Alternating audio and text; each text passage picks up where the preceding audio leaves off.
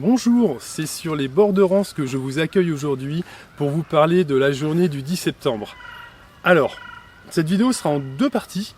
Une première partie, on va parler du 10 septembre, où je vais vous dire un petit peu ce que j'en pense, on va essayer de décortiquer un petit peu tout ça, et je vais essayer de vous donner des conseils, parce que moi j'ai beaucoup participé au mouvement Gilets jaunes, donc aujourd'hui je pense pouvoir vous donner quelques conseils par rapport à la journée du 10 septembre pour ceux qui souhaitent participer.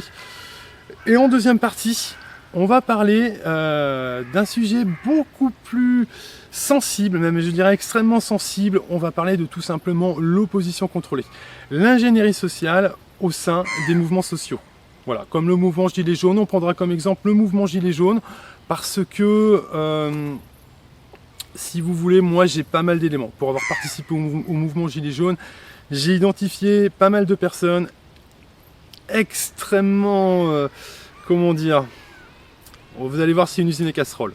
Voilà, je crois que vous allez voir, c'est assez énorme. Et vous allez voir les incohérences, les choses qu'on n'arrive pas à comprendre, sur lesquelles on n'a pas de réponse. Donc on parlera particulièrement, on abordera ce thème, l'ingénierie sociale et de l'opposition contrôlée par Maxime Nicole. Et tout particulièrement ces deux avocats qui sont William Bourdon et le sulfureux Juan Branco, un avocat sataniste. Vous verrez qui, franchement, on a beaucoup de choses à dire. Le 10 septembre. Alors, le 10 septembre, lorsque vous voulez comprendre un mouvement, que ce soit Gilets jaunes, 10 septembre ou autre, la première chose à faire, c'est de regarder qui lance le mouvement. Comment un mouvement comme ça est lancé. Ça peut vous donner beaucoup d'informations. Donc, le mouvement du 10 septembre est lancé par un groupe qui s'appelle les Essentiels France. Alors, je veux pas trop vous décevoir pour ceux qui croient un petit peu au 10 septembre. En gros, ce groupe, si vous voulez, c'est un groupe qui apparaît un petit peu pour cette journée. Voilà, c'est un groupe qu'on voit apparaître vers le mois de mai et qui revendique tout simplement cette journée du 10 septembre, à partir du mois de mai dernier. Et donc, ça a été relayé par énormément de groupes, des groupes, sincèrement, qui ont tendance à relayer ce type d'informations. Pourquoi ils relaient celle-ci ? Ça paraît assez étrange, parce que bon, on pourrait relayer d'autres choses qui vont pas relayer, et là, c'est relayé. Voilà. Ce que je vais vous dire aussi, qui me paraît assez étrange, moi, par rapport à ce groupe essentiel, c'est la qualité de son travail. C'est-à-dire que quand vous allez sur le site, c'est un site professionnel. Voilà, c'est fait d'une manière professionnelle, le site est extrêmement bien fait, tout est détaillé, tout est organisé, tout est très très très bien fait. Le clip, c'est un clip professionnel. Moi, quand je vois tout ça, ça me donne l'impression que tout ça c'est fait par une agence de communication. Ou alors on a affaire à des professionnels vraiment en communication, en vidéo. Voilà, alors c'est possible, on ne sait pas qui fait ça. On ne sait pas, on ne sait pas. Je pense que certains savent. Mais il y a un moment donné où il faut donner des explications parce que quand on lance un truc comme ça, on ne sait pas du tout si ça va marcher, si ça va prendre. Et là, soit ils ont fait ça eux-mêmes et à ce moment-là, ce sont des professionnels de la communication et de la vidéo, ou alors ils ont donné ça à une agence de communication et à mon avis, ça coûte très cher, quoi. Donc il y a déjà ce premier problème, c'est d'où vient l'argent, qui sont ces gens, d'où vient l'argent. C'est déjà assez trouble. Allez voir. Hein. Vous voyez sur le site comme moi, hein, c'est très bien fait. Vous voyez le clip et tout, c'est quand même très bien fait. Hein. On peut pas dire le contraire. Donc, moi j'ai envie de vous dire déjà, méfiez-vous par rapport à tout ça, parce qu'on va en parler en deuxième partie de ce qu'on appelle l'opposition contrôlée. Et vous allez voir quand même que faut faire très attention. Voilà. Vous savez, un État ne prendrait jamais le risque de laisser une révolte se faire. C'est trop risqué, parce que vous comprenez bien que les gens peuvent renverser le gouvernement. Vous allez sur les réseaux sociaux, vous allez voir, les gens n'en peuvent plus, les gens vont craquer. Alors souvent, ce qui se passe, je suis désolé, mais on a quand même des... Vous allez voir, hein, dans la deuxième partie, on en parlera un petit peu plus de façon approfondie.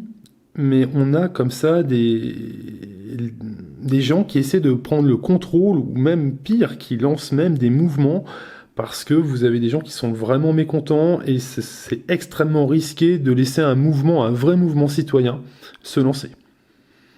Donc d'ailleurs, c'est pour ça, moi je vais vous dire aussi, alors il y a des propositions qui sont faites dans les essentiels.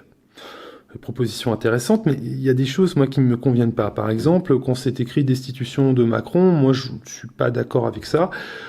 Pour une bonne raison, c'est que les gens demandaient la destitution de Nicolas Sarkozy, de François Hollande, de Emmanuel Macron, et demanderont celui ou celle. Peut-être que certains ont... Voilà, bon, ce sera peut-être une femme, notre prochaine présidente. Enfin, on verra, on ne sait pas. On ne sait pas, mais bon, enfin, on va pas... Voilà, parce que moi, j'ai des petites choses là-dessus, mais bon, ça reste... on verra bien. Et donc, ce sera pareil, on demandera la destitution. Donc, je pense que la seule solution, c'est que, tout simplement, la population ait plus d'avis, plus d'opinions, puisse décider. Parce qu'autrement, ça n'ira jamais. Moi, je suis prêt, si vous voulez, par des référendums... si c'est pas en ma faveur, en ma pensée, je suis plus facilement prêt à l'accepter quelques personnes qui sont pas très en accord avec la population, et puis même quand on voit, elles sont plus du tout soutenues. Donc c'est pour ça, ça reste extrêmement compliqué. Voilà, on part vraiment dans une situation compliquée. Et c'est possible que tout le monde saute. C'est possible qu'on ait notre Premier ministre, notre président qui saute, et qu'on réorganise des élections. Tout est envisageable. Et c'est possible. Moi, je vous dis ça comme ça, gentiment. Mais en Italie, ça s'est passé comme ça. C'est-à-dire qu'ils n'arrivaient pas à stabiliser un gouvernement, ils changeaient sans arrêt de gouvernement, et ça s'est terminé par les nationalistes au pouvoir. Alors, après, je ne sais pas comment ça va se passer en France, mais ça ressemble énormément à ce qui s'est passé. Voilà. Donc, attention aussi... moi, je dis ça parce que... attention, parce que à ce qui pourrait arriver, quoi. Parce que c'est vrai qu'on veut plus de quelqu'un qu'on ne supporte plus, mais attention à ce qu'on pourrait nous mettre après. Ça pourrait être bien plus compliqué. Et surtout, des gens pourraient avoir plein d'espoir dans quelqu'un et finalement être très déçus de ce qui pourrait se passer. C'est pour ça, moi je vous le dis, il faut être très vigilant. Alors, en gros, ce que je vais vous dire, si vous n'allez pas à la journée du 10 septembre, eh bien, vous allez donner...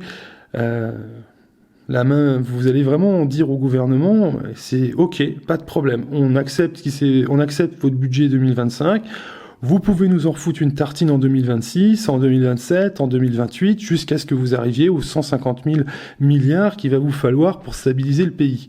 Ouais, parce que c'est des sommes comme ça qu'il faut, c'est énorme en vérité. Donc voilà, après... c'est comme ça que ça va se passer si vous n'allez pas. Si vous y allez, vous êtes tombé dans un nid de serpent. C'est-à-dire que ça va être extrêmement contrôlé, les gens seront déjà là, ils vont dire on va faire comme ci, comme ça.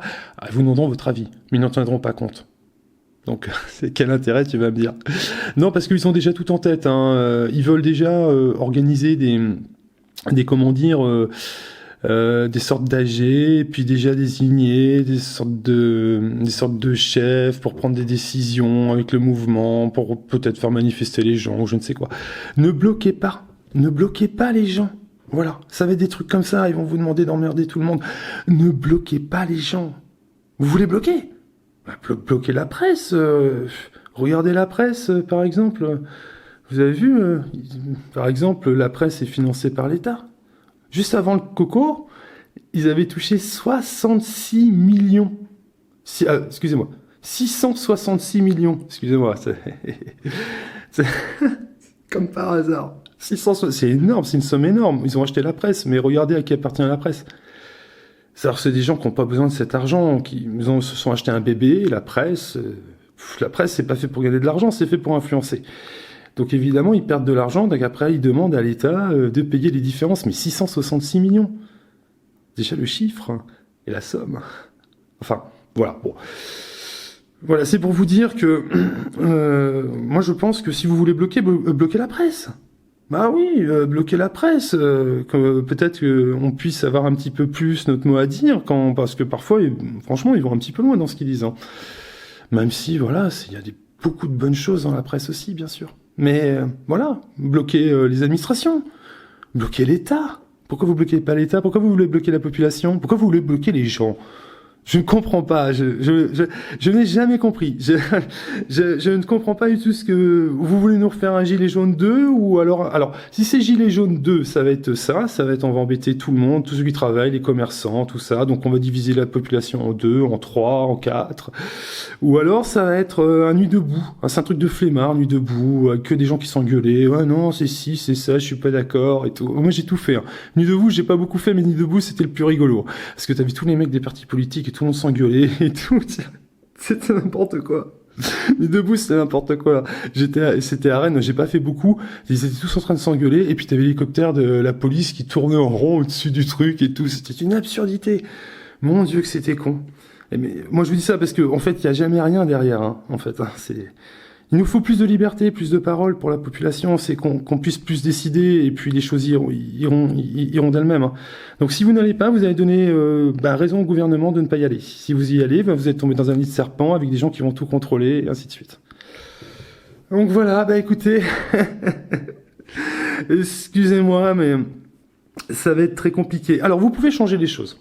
C'est-à-dire, je vais vous expliquer, parce que, évidemment, vous êtes tombé dans un nid de serpent, mais si vous êtes organisé, vous êtes un petit groupe, quelqu'un de motivé, vous pouvez prendre quelque chose, prendre la parole, prendre le micro, quand on va vous dire, vont vous dire d'aller bloquer les gens, vous dites, nous on propose d'aller bloquer les administrations, nous on propose d'aller bloquer les cercles, nous on propose d'aller bloquer la mairie, nous on propose d'aller... Mais vous restez là-bas. Après, parce qu'en fait, ils vont vous dire oui, mais ils vont vouloir faire ça une journée, mais vous restez tout le temps. Voilà, vous dites non, nous on reste tout le temps là-bas. Voilà, ne bloquez pas les gens, s'il vous plaît. Parce que là, si vous bloquez les gens qui travaillent, vous les aurez pas avec vous. Si vous bloquez les administrations, alors là, ils vont vous aimer, ils vont vous dire ah oui, nous aussi on en a marre, ils vont peut-être même vous rejoindre, vous voyez ? Alors oui, il y a les partis politiques qui sont dedans, oui, mais il faut savoir que les partis politiques de gauche, ce sont les partis politiques qui sont le plus à même de mobiliser des gens. Donc voilà, c'est pour ça aussi. Parce que peut-être que tu vas avoir énormément d'agents dans ces mouvements, parce qu'il faut contrôler ce mouvement. Donc toi, ce que tu fais, tu sais que c'est contrôlé, donc s'ils te disent des trucs inutiles et d'aller embêter tout le monde, toi tu fais le contraire. Tu vas embêter les gens qui t'embêtent, tu vois. C'est pas une mauvaise idée, hein. C'est ce que revendiquent les vrais, tu vois. Les vraies personnes, tu vois, ils disent arrêtez de bloquer les gens, bloquer les administrations, bloquer l'État. C'est l'État qu'il faut bloquer. Tu te rends compte là, c'est d'aller bloquer des gens qui sont plus ou moins d'accord avec toi, mais qui vont vite changer la vie. On va dire c'est vrai qu'il y en a marre, faudrait peut-être que ça change. Il y a un endettement. Parce que c'est ça le vrai problème, c'est l'endettement en réalité. Et voilà, il faut prendre des décisions par rapport à ça. Les décisions sont pas prises. C'est pas de toujours taxer plus. C'est pas une bonne idée parce qu'à un moment donné, ça pourra plus marcher. Et puis tout l'argent que tu taxes, c'est de l'argent qui est pas redistribué dans l'économie. Et puis quand on lève des prestations sociales et des choses comme ça, moi je ne touche pas aucune prestation sociale, soyons bien clairs. Mais c'est de l'argent qui est directement redistribué dans l'économie. Et ça, il y a beaucoup de gens qui le comprennent pas. Ouais, les prestations sociales, quand les gens touchent des prestations sociales, c'est pas pour mettre sur un compte bancaire, hein, c'est pour que ce soit redépensé et redistribué directement dans l'économie. Moi je rappelle, je touche aucune prestation sociale, absolument aucune. Voilà. Donc c'est pour ça que je me permets de dire ça, parce que c'est la vérité en fait. Voilà, bon. On va passer au deuxième sujet. Vous allez voir le deuxième sujet, parce que dans ces groupes-là, vous avez, comme je dis, c'est contrôlé, inévitablement. L'État ne prendrait jamais le risque de ne pas contrôler un mouvement. C'est trop risqué.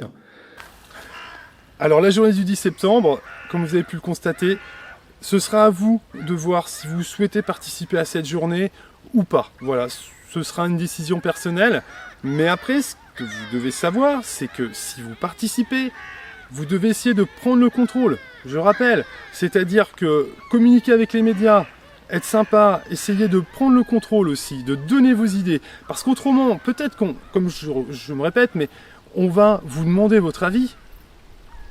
Mais est-ce que votre avis sera pris en compte? C'est ça. Donc, prenez le contrôle du mouvement, quelques-uns, voilà. Faites ces conseils. Je pense que ces conseils sont des bons conseils. Parce que vous allez voir qu'en deuxième partie, que si vous ne prenez pas le contrôle vous-même du mouvement, ce seront d'autres qui le prendront à votre place. C'est justement ce qu'on va aborder dans cette deuxième partie avec l'opposition contrôlée, l'ingénierie sociale. Deuxième partie. Alors on va donc parler des gilets jaunes. Voilà. Et je vais déjà vous montrer d'abord quelque chose qui est très étrange. Comme vous pouvez voir sur cette photo, ça c'est la couverture du magazine The Economist. On en reparlera un petit peu après, mais regardez juste en haut, la case juste en haut, En fait, certains disent que le journal The Economist avait un petit peu prédit le mouvement Gilets jaunes. Et vous allez voir, on va en reparler un petit peu à la fin. Je voulais juste vous montrer ça vite fait parce que si vous restez jusqu'à la fin, on va parler ça, on va décortiquer ça en sachant que ce journal appartient à la famille Rothschild. Donc c'est très intéressant. C'est pour ça on va revenir là-dessus. Donc, comme je vous ai dit, on va parler d'opposition contrôlée parce que vous avez des choses qui sont extrêmement étranges par rapport à ça. Et vous allez voir, c'est vraiment très curieux. Vous en penserez ce que vous voudrez, mais je vais vous donner beaucoup d'informations sur tout ça. Et après, bon, écoutez, c'est vous qui jugerez si tout ça n'est que pur hasard ou alors, en effet, il y a vraiment quelque chose par rapport à tout ça. Alors, on va commencer par Maxime Nicole, Fly Riders. Je ne sais pas si vous souvenez, c'était un gilet jaune, c'était quelqu'un qui faisait partie des gens qui étaient très médiatiques à l'époque. Et donc, il était mis en avant par la presse. Et donc, on reviendra un petit peu après sur lui, mais surtout ce qu'on va faire d'abord, dans un premier temps, c'est de s'intéresser à ses avocats. Parce que Maxime Nicole avait 2 avocats. Un premier avocat qui s'appelait William Bourdon, et un deuxième avocat, Juan Branco. Alors, il a quitté son premier avocat, mais vous allez voir pourquoi. Parce que vous avez des révélations qui sont sorties, donc je pense qu'il a tout de suite, il s'est dit tout de suite, William Bourdon, il est grillé, donc je vais prendre Juan Branco. Mais Juan Branco, je crois qu'il est encore plus grillé. Hein. Voilà. Donc, ce qu'on va faire, je vais vous parler de son premier avocat, donc William Bourdon. C'est un avocat qu'il connaissait déjà avant. Vous allez voir, c'est assez bizarre, on va développer tout ça. C'est assez curieux. Donc, alors, William Bourdon, on va parler de son avocat, on a cherché un petit peu dans son passé. Donc, William Bourdon, alors, il faut savoir que c'est l'ancien secrétaire général de la FIDH, donc c'est la Fédération internationale des droits de l'homme. Il a créé une association qui s'appelle Sherpa, qui est une association qui lutte contre la corruption. Vous allez me dire, jusque-là, c'est parfait, quoi. Je veux dire, il n'y a rien à redire. Sauf que, vous allez voir, c'est beaucoup plus compliqué parce que vous avez un mercenaire anglais qui s'apprêtait à faire un coup d'État en Guinée équatoriale. Et écoutez bien ce que dit ce mercenaire.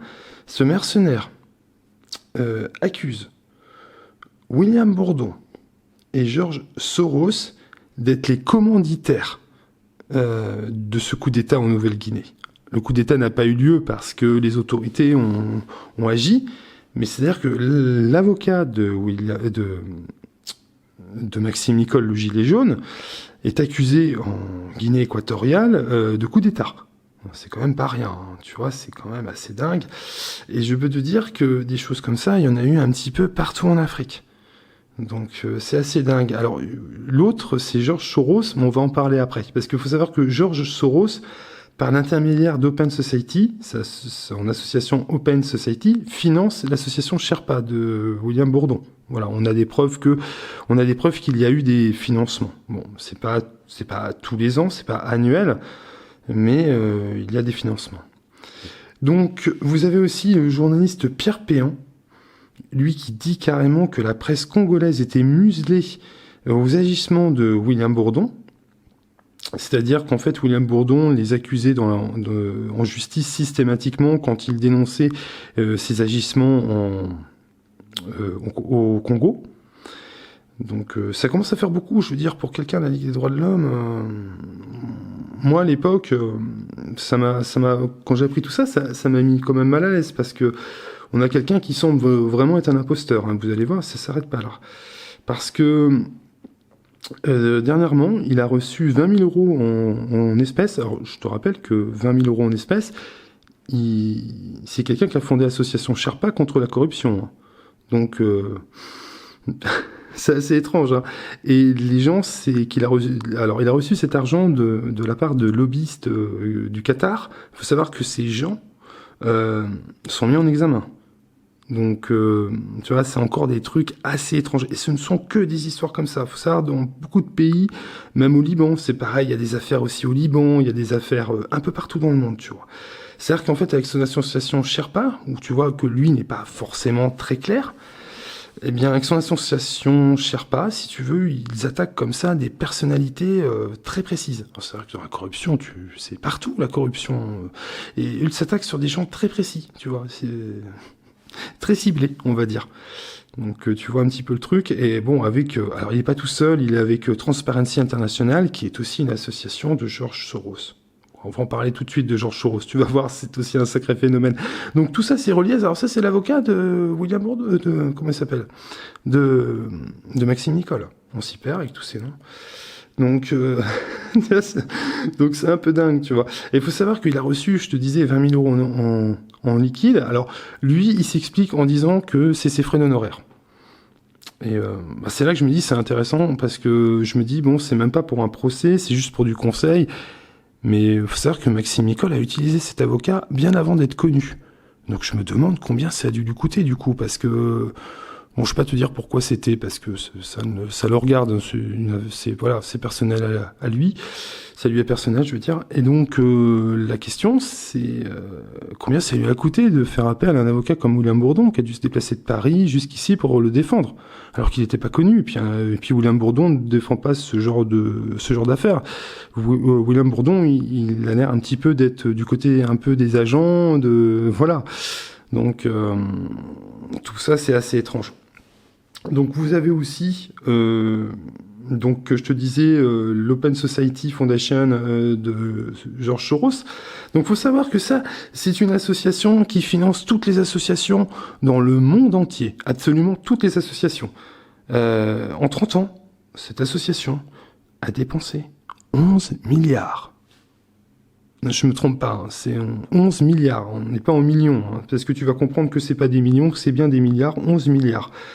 Donc, dans ce qui est officiel, il a financé la révolution yougoslave, tu sais, l'éclatement de la Yougoslavie.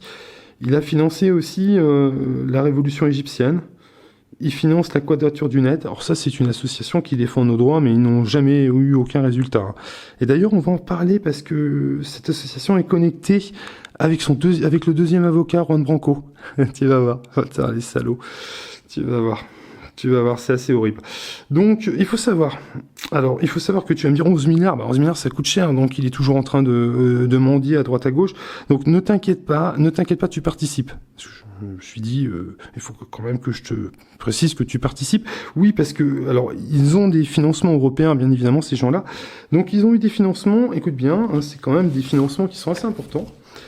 Alors, en 2017, ils ont reçu 3 millions quand même. La coquette somme de 3 millions pour ces associations en Arménie, en Pologne, en Serbie. Ça, c'est des associations de George Soros. Hein, elles sont financées par tes impôts. Donc c'est pour ça, nous, on est quasiment... le pays, on se demande si le pays va pas faire un défaut de paiement, quoi, tu vois. C'est-à-dire, on va plus pouvoir payer les gens, les fonctionnaires, mais on finance les associations de George Soros qui est milliardaire. Enfin, c'est pas grave. C'est la vie, c'est comme ça. Donc, alors... Écoute, il y a aussi pas loin d'1 million pour les associations contre le racisme. C'est formidable, mais le problème, c'est qu'on n'a pas cet argent. C'est toujours le même problème. Donc on pense, franchement, il y a beaucoup de gens qui pensent que c'est un prête-nom et qu'en fait, il agit pour des grandes familles. Mais ça, tu verras ça dans la prochaine partie. Ce sera dans la prochaine vidéo que je te ferai. Donc voilà, écoute, je crois qu'on en a fini pour William Bourdon, c'est quand même pas mal. Alors évidemment, il y a plein d'autres choses à dire, mais écoute, je peux pas te faire une vidéo qui va durer une demi-heure, hein, tu comprends bien. Donc tu comprends bien, ça c'est son premier avocat. Donc en sachant tout ça, il s'est dit, bon ben moi, c'est peut-être pas une bonne idée de garder mon avocat, tu vois. Je vais changer d'avocat. Tu vois, je vais prendre un autre avocat, pourquoi pas un avocat sataniste, tiens, pour changer. Donc il a pris Juan Branco, alors je te montre. Alors ce que tu vois là, c'est sur cette photo, c'est tout simplement, c'était sur son site internet, c'était la photo que tu voyais sur son cabinet d'avocat. Voilà, donc je sais plus c'est qui le peintre et tout. Enfin, je vais pas t'embrouiller avec ça, tu vois, mais bon, tu vois bien que c'est pas très clair. Tu vois bien que c'est des gens qui donnent leurs enfants au chétan en fait. Tu regardes bien le tableau, prends le temps de regarder, tu vas voir. C'est assez dingue. Alors après, c'est encore plus gore. Après, c'est gore. Hein. Faut éloigner les enfants. Là déjà, faut déjà éloigner les enfants. C'est pas très sain, Juan Branco. Hein. C'est sale, tu vois. Donc, là, tu vois, c'est en 2015, il a publié ça sur son Instagram. j'imagine que ça ne deviendrait pas l'idée de publier ce genre de truc sur ton Instagram, j'imagine, mais voilà, c'est comme ça. Tu as des gens qui sont comme ça, tu vois. Donc après, tu as un truc tout aussi dégueulasse. Comme tu peux voir sur ce tableau, je n'ose même pas décrire ce que je te dis. Je n'ose même pas décrire. De toute façon, tu vois de toi-même, c'est horrible. Si t'es en train de faire autre chose, c'est le moment de regarder la vidéo pour voir de quoi on parle. C'est horrible. Voilà, c'est horrible. Moi, ça me donne envie de vomir, c'est pour ça. Je suis désolé, je vais te donner l'envie aussi, je pense, c'est possible. Et donc, on va terminer. Alors, faut savoir que c'est quelqu'un qui écrit des livres. T'imagines bien qu'à Sataniste, il a un éditeur très spécial, très spécifique. Et donc, c'est son éditeur, Au Diable Vauvert. Voilà. C'est son éditeur. Voilà. Bon, ok. Bon, je voulais te mettre dans l'ambiance directement parce qu'on va parler de lui maintenant. Et voilà, je voulais te mettre dans l'ambiance. Alors, le satanisme, ça existe. Vous avez des endroits où vous avez des lieux de culte. Par exemple, aux États-Unis, vous avez beaucoup de lieux de culte. Comme tu peux voir là sur cette photo, par exemple, là où tu as le temple de Salem. C'est les sorcières de Salem, donc ils ont fait un temple satanique. Voilà, comme tu peux voir. Là, ce que tu vois ici, c'est le temple de Détroit. Voilà, et tu vois une statue au fond. Comme tu peux constater, tu vois, c'est pas, c'est un petit peu la statue de leur dieu. Et donc, écoute, c'est une salle remplie. Tu as beaucoup d'adeptes là-bas. J'ai l'impression que c'est très en vogue, tu vois, aux États-Unis. Et donc là, tu peux voir la statue de près. Tu vois, je comprends pas pourquoi il y a des enfants. Ça met mal à l'aise, évidemment, ça met mal à l'aise. Je sais pas pourquoi, tu vois, c'est tous ces trucs, cette ambiguïté tout le temps avec ces gens-là, c'est tout le temps la même chose, quoi. Laissez les enfants, franchement, laissez les enfants. Donc là, tu vois, là, ils sont en train de faire des rituels, comme tu peux voir, ils choisissent des endroits quand même, on les laisse faire ça dans des endroits très classe, très propres, quand même, ils sont bien pour faire leur cérémonie quand même. Tu regarderas, le drapeau est tout noir parce que je te ferai remarquer ça après, tu vois, sur le drapeau de Juan Branco, il a un drapeau aussi tout noir aussi, qui rappelle un petit peu tout ça. Enfin. Donc, écoute, ce que je vais faire, je vais te lire, on va commencer et tout un petit peu parce que c'est assez sympa, il y avait un petit article de Paris Match. Je vais pas te lire en entier parce que c'est très long. Et je vais t'en lire un extrait, tu vois, un extrait qui est plutôt sympa.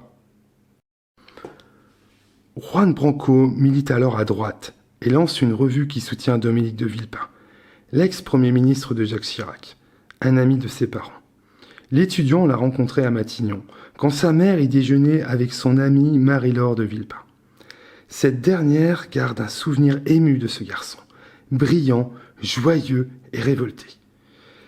Il a fait le même effet au directeur de Sciences Po, Richard Descoings, qu'il apprécie tout chez lui, son verbe ardent, son assurance, son implication dans le ciné-club de l'école, où viennent bientôt Catherine Deneuve ou Lou Garrel.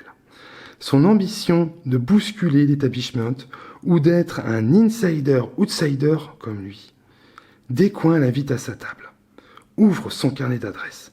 L'élève timide de l'Alsacienne, qui signe désormais Jesus Christ sur les forums, se transforme. Il se dit copain avec Laetitia Casta. Tombent les filles.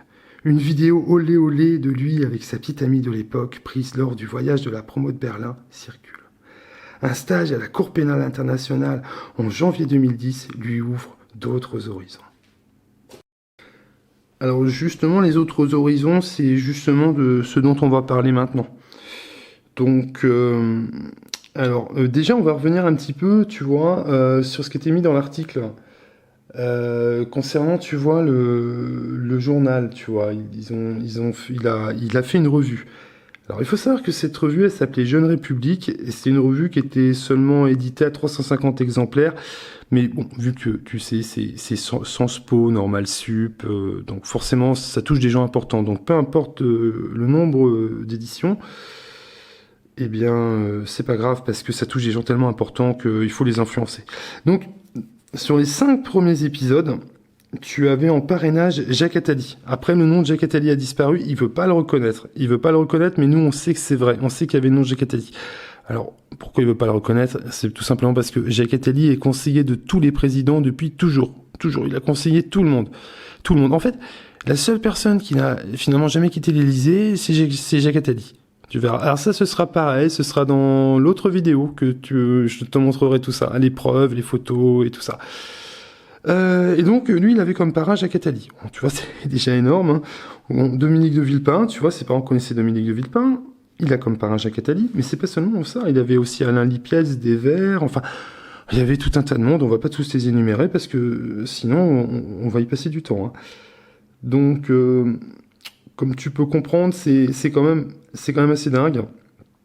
Alors, il faut savoir qu'au début, Juan Branco, c'est un gamelleur, hein, tu vois. Malheureusement, comme beaucoup de satanistes, il cumule tous les défauts. C'est ça qui est terrible. Donc au début, il s'est engagé avec les Républicains, tu vois, avec, comme c'est dit dans l'article, tu vois, avec Dominique de Villepin, parce que sa famille connaissait la famille de Villepin, mais pas seulement. Hein. Tu vas voir après, sa famille connaissait beaucoup de monde. Donc les Républicains, et puis il comprend, tu vois, comme un bon gamelleur, que c'est mort. Que Dominique de Villepin, en 2012, tu vois, c'est foutu, quoi. Il sera pas... C'est pas possible. C'est même pas la peine. Donc, du coup, il se dit, je vais faire ma transition. Je vais faire une transition. Donc, il s'est mis... du coup, ça lui a permis naturel d'aller chez les Verts. Donc, vu qu'en plus, il était parrainé par Alain Lipietz, tu parles, et puis t'as la carte Jacques Attali aussi. Hein. La carte Jacques Attali, ça veut dire que t'as les portes ouvertes partout. Parce que Jacques Attali, il est respecté à droite, à gauche, à l'extrême droite, à l'extrême gauche. Tout le monde le respecte, en vérité. Tu vois. Donc, après avoir fait sa transition, il se dit, bon, je vais aller au Parti Socialiste parce que là, il sent la gamelle, tu vois. Il sent que c'est François Hollande qui va être élu, il le sent, puis il le sait déjà d'avance, tu vois. C'est ça, quand t'as la carte Jacques Attali, tu sais même ce qui va se passer. Donc, il s'occupe carrément de la campagne politique de François Hollande, pas tout seul, bien sûr, hein, mais il était dans le groupe de campagne de François Hollande. Donc, une fois élu, il voulait être directeur de campagne d'Aurélie Filippetti. Sauf que, tu comprends que peut-être qu'Aurélie Filippetti voulait pas de lui, quoi, parce que tu vois qu'il est quand même assez spécial, quand même. Donc, ils lui ont dit non, ils lui ont proposé autre chose, et il a claqué la porte. Voilà, il est parti. Donc, vu que c'est un pro de la gamelle, après, il est allé voir Mélenchon. Et Mélenchon a été séduit, parce que, je t'explique, en fait, Juan Branco est devenu, entre-temps, l'avocat de Julian Assange. On en reparlera après. On en reparlera un petit peu après, tu verras. Et donc, c'est pas Julian Assange qui lui a demandé, hein, si tu veux, Juan Branco, il voulait être aussi l'avocat d'un terroriste alors qu'il n'était pas avocat. Enfin, à chaque fois, il a tout fait pour se mettre en avant et se faire médiatiser. C'est son objectif. Tout ce qui peut être médiatique, il se fait médiatiser. Donc c'est pour ça, c'est pas l'avocat principal, tu vois, mais bon, il a été avocat, il est avocat de Julian Assange. Voilà. Et donc, comme je te disais, c'est un pro de la gamelle. Hein. C'est-à-dire que lors des législatives, tu vois, il a séduit Mélenchon. Et lors des législatives, Mélenchon lui a proposé tout simplement éventuellement de devenir député s'il était élu. Ça s'est pas bien passé, il a fini 4e, donc c'est mort. Donc il faut savoir que du coup, il est avocat de Mélenchon aussi, mais ça n'a pas duré longtemps, et maintenant il les critique ardemment. Mélenchon et François Hollande. Enfin, il critique tout le monde en fait. Juan Branco roule pour Juan Branco. Voilà. Soit ça marche, soit c'est fini, on part à la gamelle ou ailleurs. Donc il faut savoir aussi que quand même il a été chercheur à Yale, et figure-toi que son bureau, en fait, là où il travaillait, c'était juste devant, figure-toi, la loge Skull and Bones. Je sais pas si tu sais ce que c'est. Skull and Bones, c'est une loge de Yale, une loge des cercles. Voilà, je dis des cercles, mais tu comprends. Je pense que tu comprends ce qu'on veut dire. Et donc, dans cette loge, elle est accusée en fait d'avoir déterré les os de Geronimo. Geronimo, c'était un Indien, un grand guerrier, grand Indien, grand guerrier. Et ils ont déterré ses os, tu vois. Et ce serait la loge 322. Et lui, il était juste en face. Et je vais pas te mentir, après, c'est là qu'on voit des choses un peu satanistes qui apparaissent un petit peu, tu vois. Ce côté un peu satanas. Donc, écoute, voilà. Donc, on va parler un petit peu de ses relations, de son papa, de Paolo Branco. Alors, Paolo Branco était producteur, il connaît BHL, Frédéric Mitterrand. Oui, Frédéric Mitterrand. Donc, alors, Frédéric Mitterrand, figure-toi que Juan Branco, ils l'ont beaucoup embêté avec ça, parce qu'ils disent, vous connaissez Frédéric Mitterrand? Bah, du coup, dès que Frédéric Mitterrand est mort, il a dit oui, bah, c'était un pédophile. Voilà. Moi, je relate ce qu'il a dit publiquement, hein, voilà. Donc, il connaît aussi Catherine Deneuve, comme tu peux voir sur cette photo, et j'en passe, hein, parce que son père était producteur de cinéma, donc il connaît énormément de monde, tu comprends bien. C'est énorme. Alors, tu vas voir. Tu comprends bien que ces gens-là, ils sont pas très honnêtes. Donc là, tu vas voir, il y a déjà un premier truc qui commence à déconner. Dans ce qu'on raconte, bah, tu vois, là, déjà, il fait tous les partis politiques, tu vois, c'est quelqu'un de complètement instable, tu vois ce qu'il publie, enfin, c'est un truc de dingue. Mais malgré tout, je te dis, il a la carte Jacques Attali. Donc la carte Jacques Attali, tu sais, c'est comme dans les jeux, tu sais, t'as toujours une carte où t'échappes à tout, tu fais ce que tu veux, tu vois, bah, la carte Jacques Attali, c'est ça un peu. Donc, alors, lors de la loi Hadopi, je sais pas si tu te souviens, c'est la loi qui régit les droits d'auteur sur Internet. Eh bien, figure-toi que contre toute attente, Juan Branco s'est dressé contre la loi Hadopi. Alors, c'est complètement compréhensible parce que je t'explique, son père est producteur.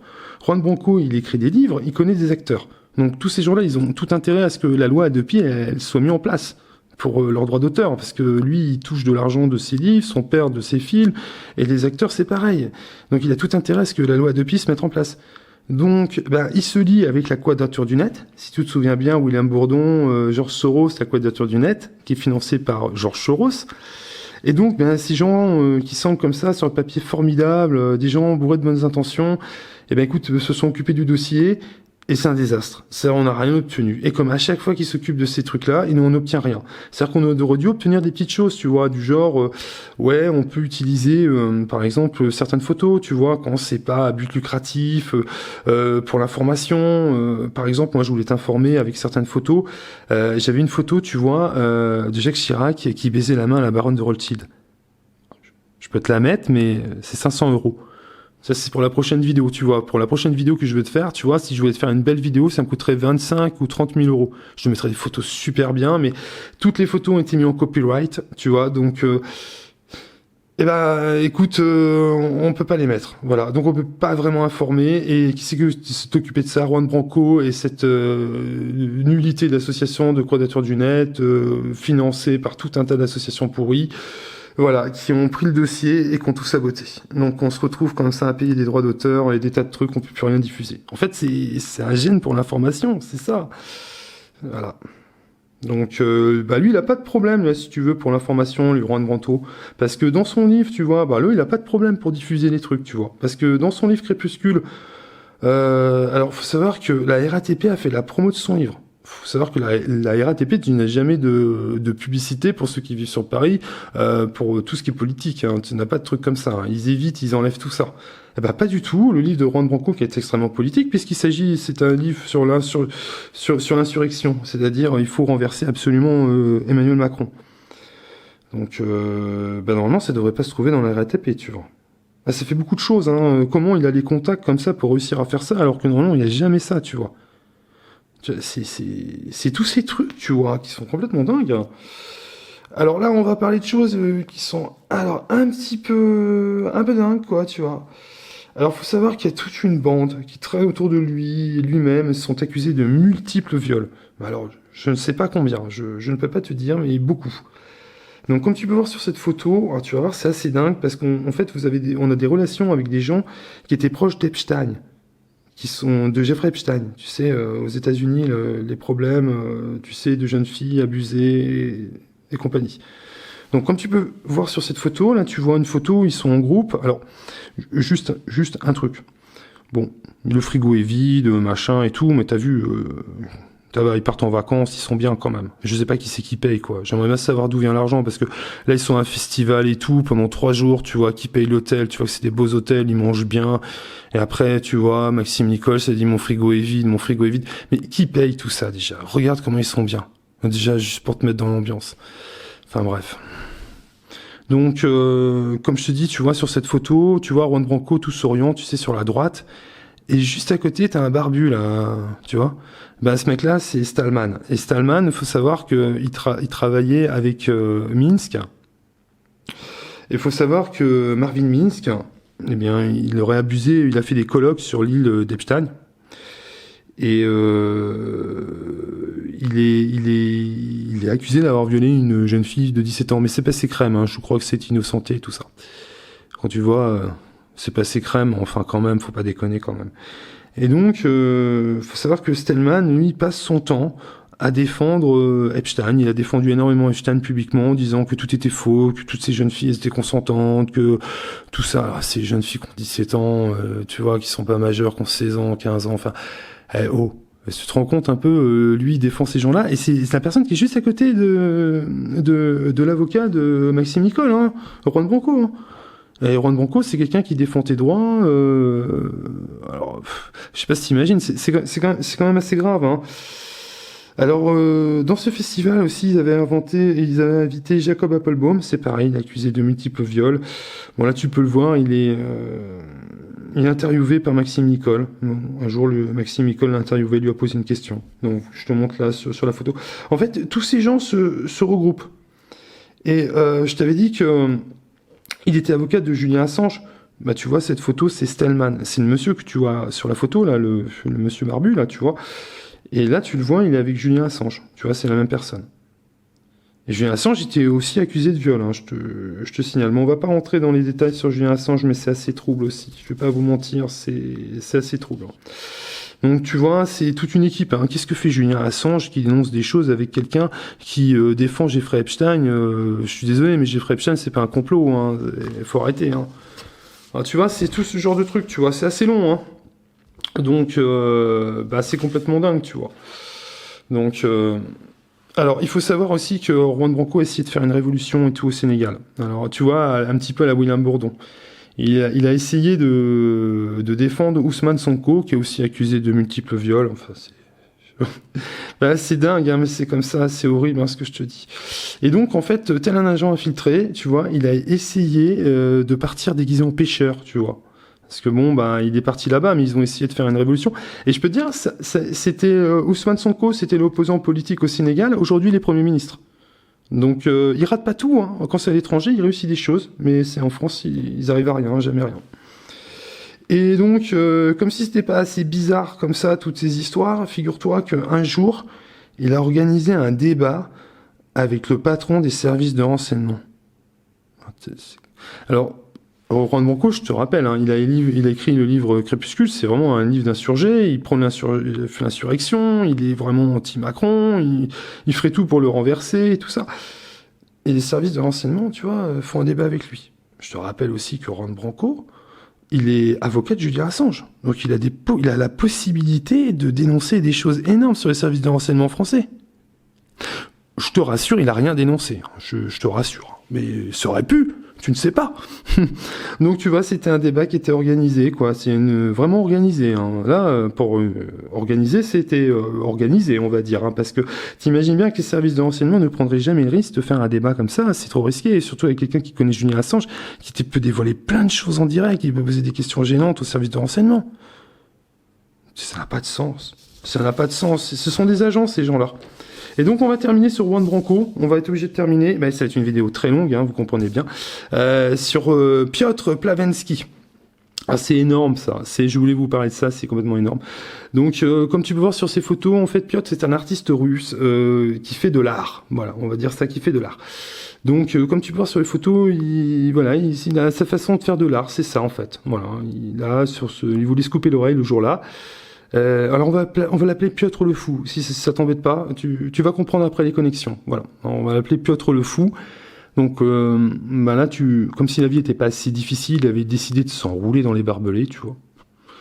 Alors là, je sais pas ce qu'il a vu le jour-là, il avait décidé de se punir, il s'était cloué les couilles au sol. Ah, je savais que ça allait vous faire ça, moi aussi, hein. Ça fait, tu vois, aux hommes, ça leur fait tout de suite un truc, ah non, bon, voilà. Il avait décidé de faire ça. Donc, écoute, ce qui s'est passé, c'est qu'en Russie, ils se sont dit, cet homme-là va pas bien, il faut essayer de l'aider, quoi. Tu peux pas faire autrement, quoi, par rapport à quelqu'un comme ça. Donc la France, si tu veux, le problème, c'est qu'ils ont voulu probablement le mettre chez les fous, tu vois, où ils ont commencé à l'embêter, ce qui est normal, parce que bon, quand t'as quelqu'un comme ça, là, tu surveilles. Là, moi, je comprends, tu vois. Quand on se voit ce genre de personnes, moi, je donne mon accord, tu vois. Enfin, bref.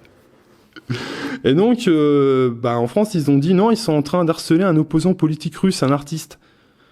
Bah, pas vraiment, non. Donc du coup, en France, ils ont dit il faut le faire venir en France. Bon, tu parles, c'était pas une bonne idée parce que à peine arrivé, il a voulu faire de l'art aussi en France. Regarde, il a foutu le feu à la Banque de France. Moi, je rigole pas, c'est vrai. Hein. Donc, alors pourquoi je te parle de Piotr le Fou? Parce que en fait, devant tout cet art, et Juan Branco a été subjugué, tu vois, par Piotr. Il a dit, mais c'est incroyable, tout cet art, cet artiste, tu vois, il a adoré.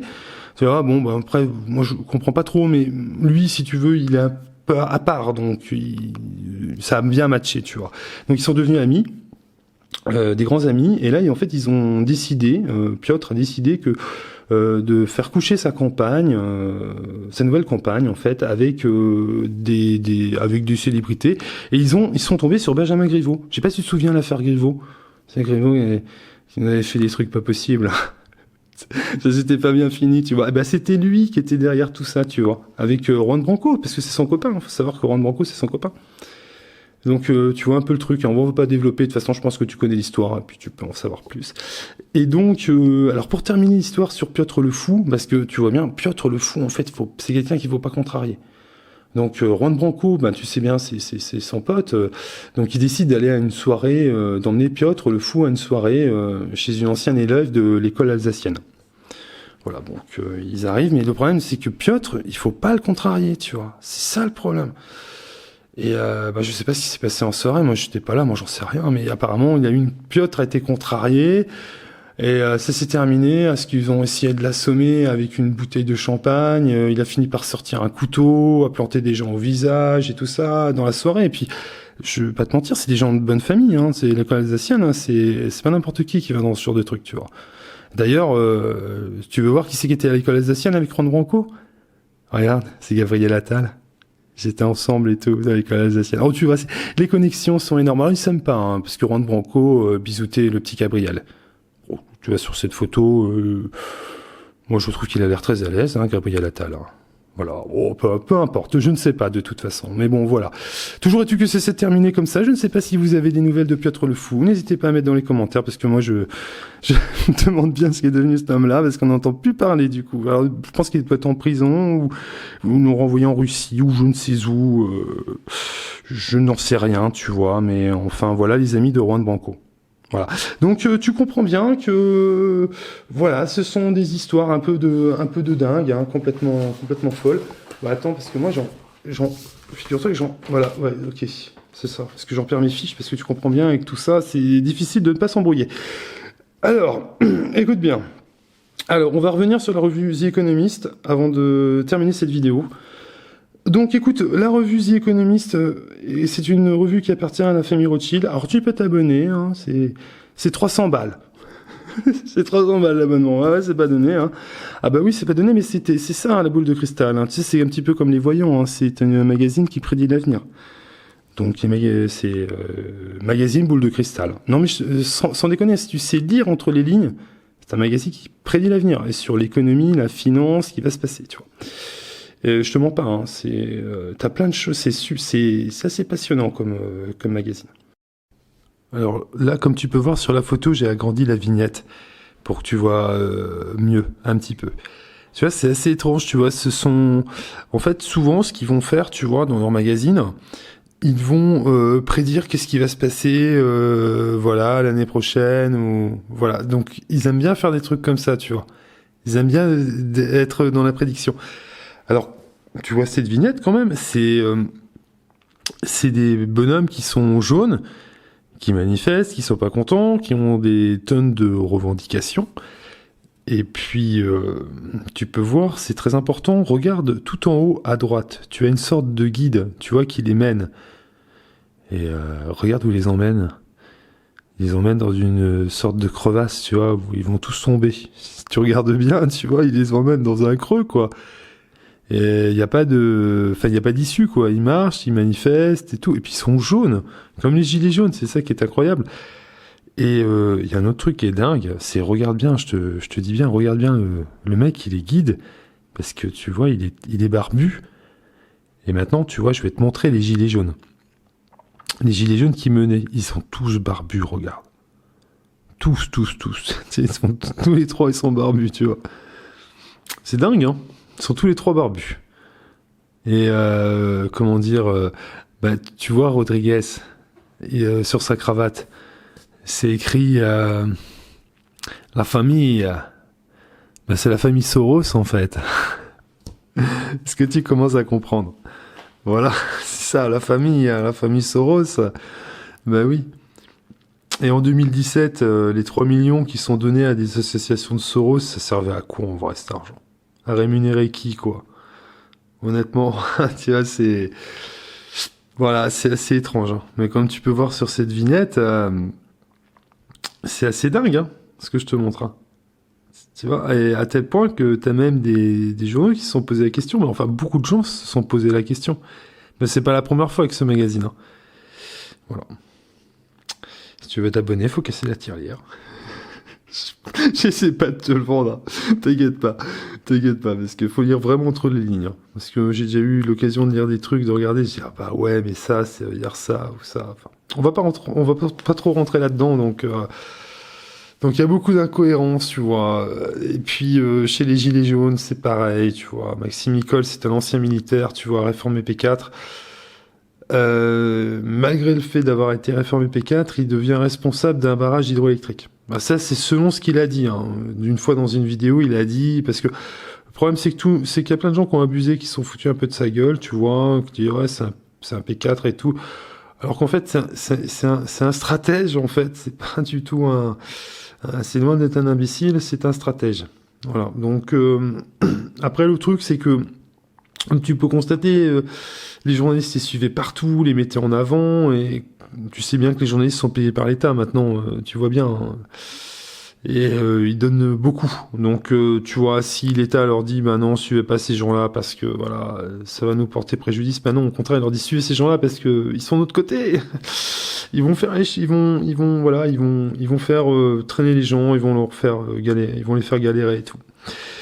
Donc, Éric Drouet. Alors Éric Drouet, vite fait, tu vois, il est aussi intéressant parce que, comme tu peux voir sur cette photo, il est invité à l'Assemblée. Tu vois, alors qu'est-ce qu'il fait d'être invité à l'Assemblée? Pourquoi il l'invite? Il est reconnu par personne, il décide de l'inviter.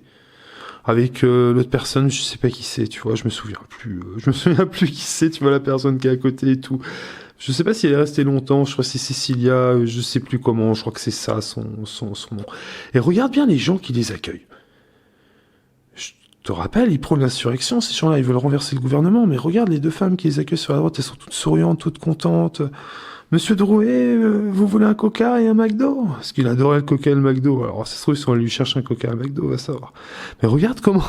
Même eux, ils sont surpris, tu vois. Ils se disent, ouais, mais faut peut-être pas trop en faire, hein. Je vous rappelle, nous, on est l'insurrection, hein. On veut renverser le gouvernement. Et regarde les ministres aussi. Il leur dit, mais arrêtez, parce que vous en faites de trop. Vous les accueillez comme si c'était des ministres, alors qu'en fait, c'est des insurgés. Et normalement, on devrait même pas les accueillir. Tu vois. C'est toutes ces incohérences, tu vois, c'est que des trucs comme ça, tu vois, c'est incompréhensible. Pourquoi ils accueillent ces gens-là à l'Élysée? Pourquoi ils les ont choisis eux? Pourquoi tout ça c'est choisi, c'est sélectionné, tu vois. Ils sont super bien accueillis, tu vois bien. Normalement, quand tu cherches à faire une révolte, c'est pas comme ça. Donc là tu peux voir, c'est l'arrestation d'Éric Drouet, c'est pareil, la presse est là, tout le monde est là, tu vois, t'as l'impression que tout est organisé, quoi, en fait. Moi, je suis pas le seul à le dire. Hein. Tu sais, il y a beaucoup de gens qui pensent la même chose. Hein. Pourquoi la presse est là? Et quel intérêt pour l'État de mettre comme ça en avant son arrestation? Ça n'a aucun intérêt, au contraire. C'est dans le but de lui donner de la légitimité. Ça sert à ça. Tu vois, il l'arrête comme ça devant tout le monde, il filme, et comme ça a pour objet de lui donner, en fait, tout simplement de la légitimité, quoi. Et ça semble organisé, hein. Et regarde, ça c'est la fin du mouvement, on sent les primes qui sont tombées, la nouvelle voiture, voilà, c'était pas le seul, hein, ça s'est passé comme ça après, tu vois.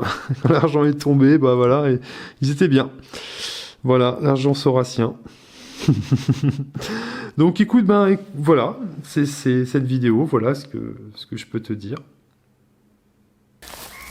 Eh bien écoutez, c'est la fin de cette vidéo, j'espère que ça vous aura plu, j'espère que ça vous permettra de mieux comprendre ces mouvements sociaux, de mieux les appréhender et de savoir que derrière, vous avez des gens vraiment pas très clairs, qui ne souhaitent pas du tout le bien de ces mouvements, on en parlera dans une autre vidéo, mais ce sont probablement des gens qui travaillent pour une forme d'opposition contrôlée, qui ont pour but tout simplement d'organiser, de prendre le contrôle des mouvements et d'empêcher que vraiment les vraies choses soient faites. C'est-à-dire qu'aujourd'hui, sincèrement, ce n'est pas une destitution d'un président. On demandait la destitution de Nicolas Sarkozy, on demandait la destitution de François Hollande, on demande la destitution d'Emmanuel Macron, on demandera la destitution du prochain. Non, non, la situation c'est aujourd'hui, c'est un nouveau système, un système où la population, la vie de la population, c'est pris en compte, tout simplement. Voilà. Et je pense que c'est à méditer. À bientôt.